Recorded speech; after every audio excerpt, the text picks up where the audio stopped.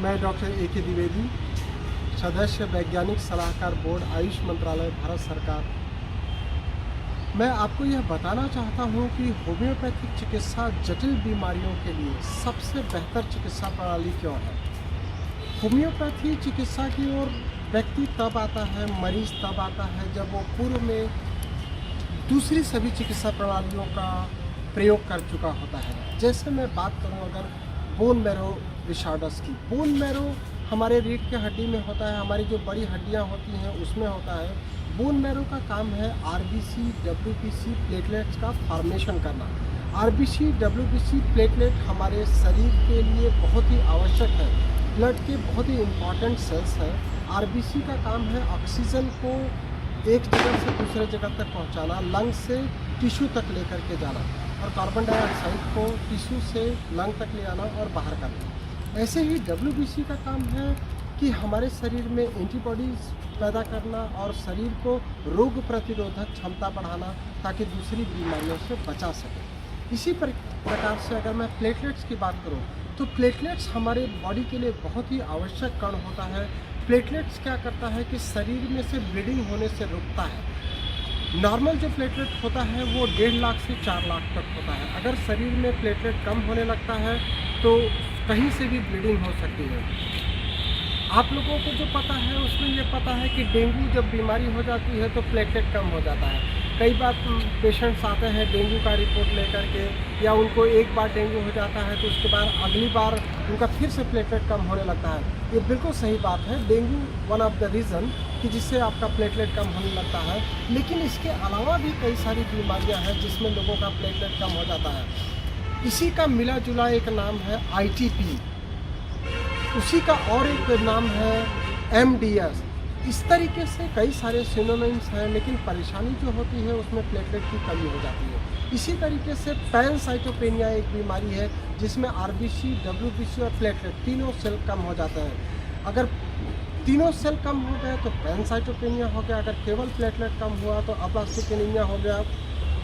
Aplastic anaemia के patients जब तक होम्योपैथी ट्रीटमेंट के लिए आते हैं तब तक काफ़ी देर हो चुकी होती है। पेशेंट हमको बताते हैं कि वो एटीजी लगवा लिए होते हैं। कई बार पेशेंट हमको बताते हैं कि वो बोन मैरो ट्रांसप्लांट करा लेते हैं, उसके बाद भी उनकी समस्या ठीक नहीं होती है, तब वो लोग होम्योपैथी ट्रीटमेंट के लिए आते हैं। तो दोस्तों मैं आपको यह बताना चाहता हूँ कि चाहे ब्लीडिंग डिसऑर्डर्स हो, किसी भी प्रकार की ब्लीडिंग हो, चाहे वो ब्लीडिंग पाइल्स हो, चाहे मेंस्ट्रुअल ब्लीडिंग हो, चाहे फिर यूरिन में ब्लड आ रहा हो, हेमाचूरिया हो, चाहे आपके थूक में ब्लड आ रहा हो, कुछ लोग बोलते हैं कि गम्स में ब्लीडिंग होती है, टीथ में ब्लीडिंग होती है, या फिर खांसी में ब्लड आ जाता है, हिमोप्टेसिस बोलते हैं, उल्टी में ब्लड आ जाता है, हेमेटोमेसिस बोलते हैं।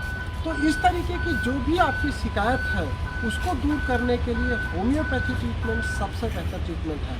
तो मैं आपसे आग्रह करूंगा कि आप होम्योपैथिक ट्रीटमेंट को अपनाएं और ब्लीडिंग होने से रोकें, या ब्लड के जो भी सेल्स के डिसऑर्डर्स हैं उसमें बहुत अच्छा काम करता है। इसी तरीके की और जो दूसरी बीमारियां हैं जो हेरिडिटरी डिसीजेज हैं, जिसमें सिकल सेल एनीमिया है, थैलासीमिया है, ये जो बीमारियां हैं हेरिडिटरी की होती हैं, इसमें अभी और कार्य करना बाकी है हमारे लिए। थैलासीमिया और सिकल सेल एनीमिया के मरीज को बार बार ब्लड चढ़ाना पड़ता है। हमारे पास पेशेंट्स आते हैं, हम उनको क्या कर सकते हैं कि जो जल्दी जल्दी ब्लड चढ़ाना पड़ता है उसको हम थोड़ा डिले करा सकते हैं। जो बार बार बीमार हो जाते हैं, अगर आपके शरीर में ब्लड कम हो जाएगा या आरबीसी कम हो जाएगा या प्लेटलेट कम हो जाएगा तो आपको क्या लगेगा, थकान लगेगी, कमज़ोरी लगेगा, और आप अपना नियमित कार्य जो है वो नहीं कर पाएंगे, सीढ़ी नहीं चढ़ पाएंगे, दौड़ नहीं सकेंगे। तो यदि आपको सामान्य अवस्था में इस तरह की कोई परेशानी हो रही है कि जिसमें आपको चलने में पहले से ज़्यादा थकान महसूस हो रही है, सीढ़ी चढ़ने में आपका दम भर रहा है, श्वास फूल रहा है, तो आपको किसी चिकित्सक से मिलना चाहिए। यदि आपने किसी भी बीमारी के लिए जांच कराने गए और आपका जो हीमोग्लोबिन है वो 5-6 ग्राम आ गया तो आपको तुरंत हेमेटोलॉजिस्ट से मिलना चाहिए या फिर फिजिशियन को दिखाना चाहिए। और बहुत ज़्यादा परेशानी हो रही है तो आपको होम्योपैथी ट्रीटमेंट अपनाना चाहिए। इसी तरीके से अगर आपको आरबीसी कम हो रहा है, डब्ल्यूबीसी कम हो रहा है या प्लेटलेट कम हो रहा है तो आपको तुरंत होम्योपैथी चिकित्सक से मिल करके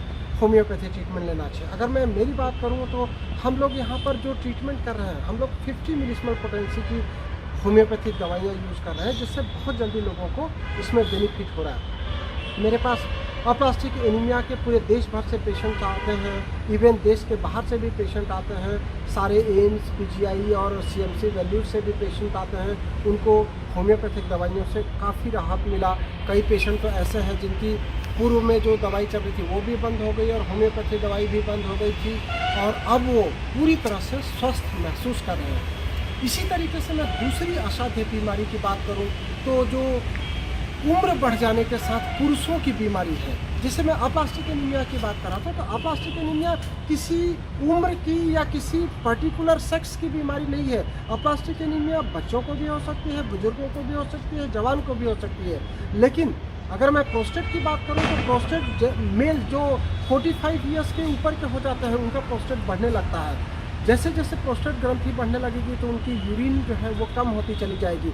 यूरिन का जो रास्ता है उस पर दबाव आ जाएगा और उसके कारण यूरिन कम होने लगेगी। कई बार प्रोस्टेट बढ़ने के कारण उनको धीरे धीरे पीएसए बढ़ने लगता है और प्रोस्टेट कैंसर की ओर चला जाता है, तो उसमें पेशाब में उनको ब्लीडिंग होने लगती है। कई बार पेशाब में जलन होता है, पेशाब में दर्द होता है और पेशाब में इन्फेक्शन के कारण, जिसको यूरिन इन्फेक्शन या यूटीआई बोलते हैं, मरीज को बहुत कमज़ोरी लगती है, थकान लगता है, बुखार लगता है।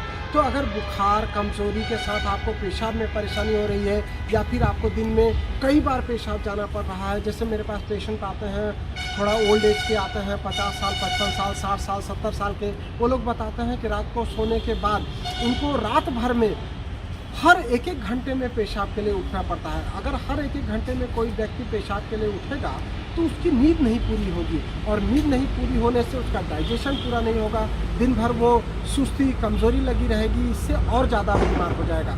तो आपको क्या करना चाहिए? आपको अगर पेशाब की परेशानी हो रही है तो यूरोलॉजिस्ट से मिलना चाहिए या फिर होम्योपैथी डॉक्टर से मिल करके इन्वेस्टिगेशन कराना चाहिए। आप क्या इन्वेस्टिगेशन करा सकते हैं?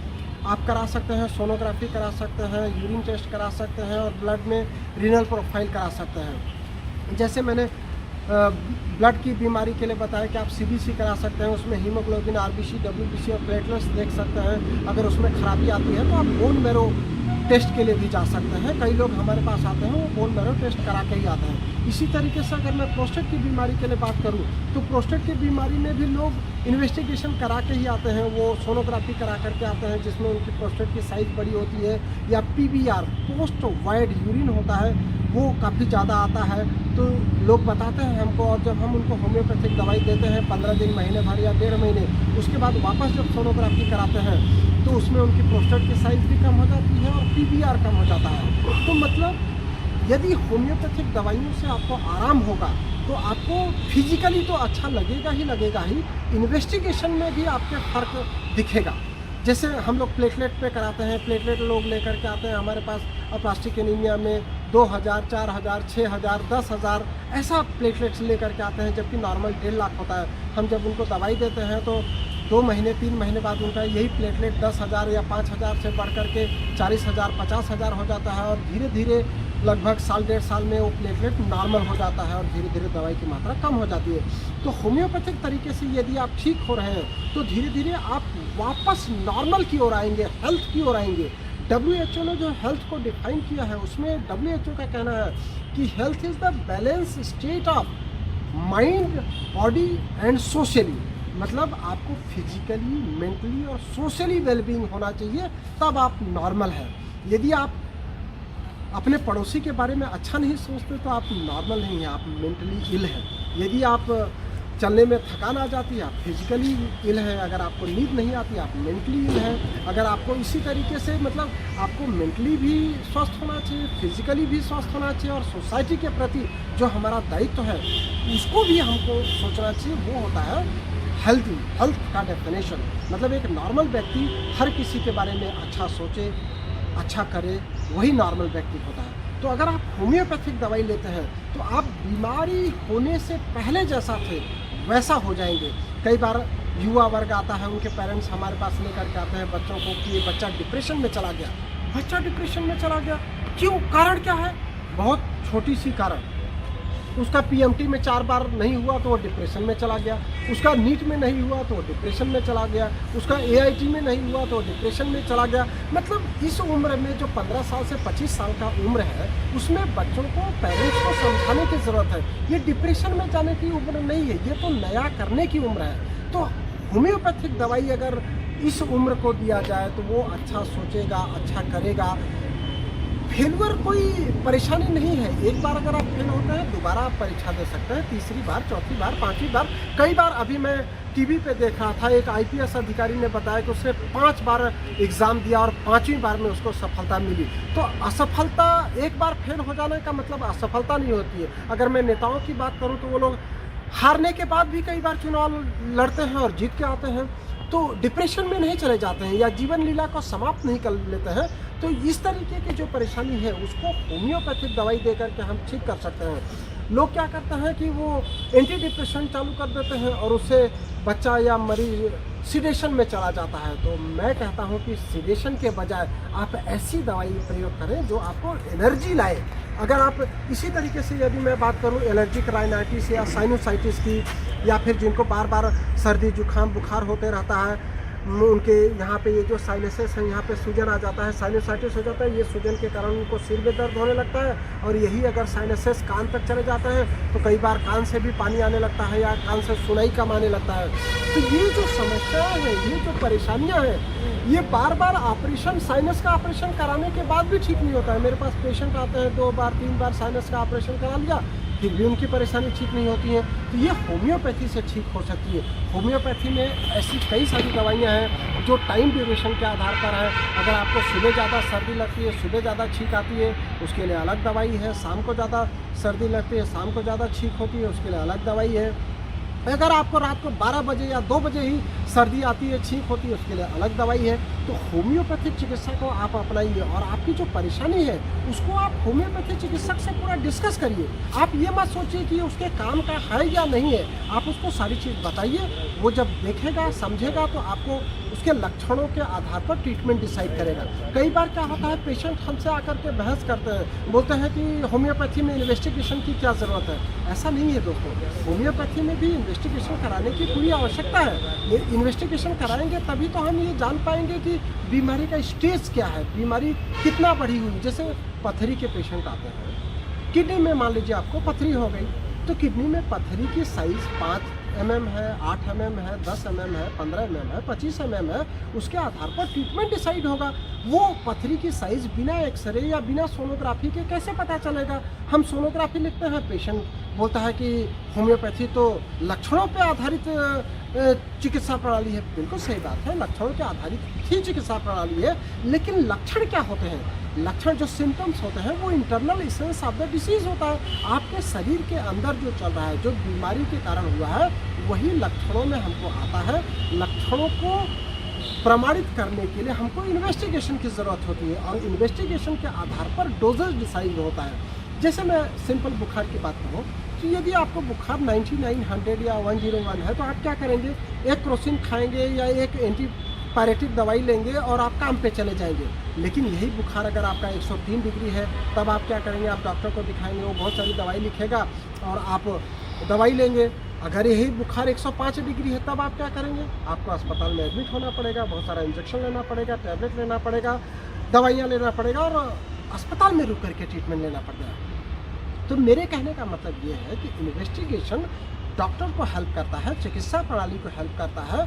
इन्वेस्टिगेशन से हम ये जान सकते हैं स्टेज ऑफ डिसीज़ क्या है, उससे हम डिसाइड कर सकते हैं कि उसको कितना दवाई की ज़रूरत है, कितने दिन दवाई की ज़रूरत है, उससे कोर्स डिसाइड होता है और डोजेज डिसाइड होते हैं। इसी तरीके से मैं अगर बात करूँ कैंसर के काफ़ी सारे मरीज होम्योपैथी ट्रीटमेंट के लिए आते हैं। होम्योपैथी ट्रीटमेंट में मरीज जो आता है वो अक्सर लास्ट स्टेज में आता है, जब वो कैंसर के लिए ऑपरेशन करा चुका होता है, रेडियोथेरेपी करा चुका होता है और कीमोथेरेपी करा चुका है। वापस उसको जब बीमारी होती है तब उसी डॉक्टर के पास जाता है जो ऑपरेशन किया है, तो वो देखने से मना कर देता है या वो बोलते हैं कि अब हमने जो करना था वो तो कर दिया, अब आगे आपकी किस्मत, या आप योग करिए, प्राणायाम करिए, ध्यान करिए। तब लोग हमारे पास होम्योपैथी चिकित्सा के लिए आते हैं, तो हम लोग उसको होम्योपैथी चिकित्सा से उनकी बची हुई लाइफ में, ज़िंदगी में और कैसे बेहतर वो जी सकें, कैसे रह सकें बिना परेशानी के, बिना दर्द के, उसके लिए काफ़ी हेल्प करते हैं। तो प्रोस्टेट कैंसर हो, ब्रेस्ट कैंसर हो, सर्वाइकल कैंसर हो, कोई भी परेशानी हो, आप उसके लिए होम्योपैथी को बतौर चिकित्सा प्रणाली यूज कर सकते हैं। होम्योपैथी का कोई साइड इफ़ेक्ट नहीं होता है। बहुत सेफ़ है लेने में। जिनको शुगर रहता है उनको हम लोग डिस्टिल वाटर में दवाई देते हैं, तो शुगर का पेशेंट भी होम्योपैथी ट्रीटमेंट आसानी से ले सकता है। और बच्चों के लिए तो बहुत अच्छा होता है, बच्चों को खाने में मीठी गोलियाँ बहुत टेस्टी होती हैं। तो आप किसी भी उम्र में किसी भी बीमारी के लिए होम्योपैथी ट्रीटमेंट को अपना सकते हैं। थैंक यू, नमस्कार।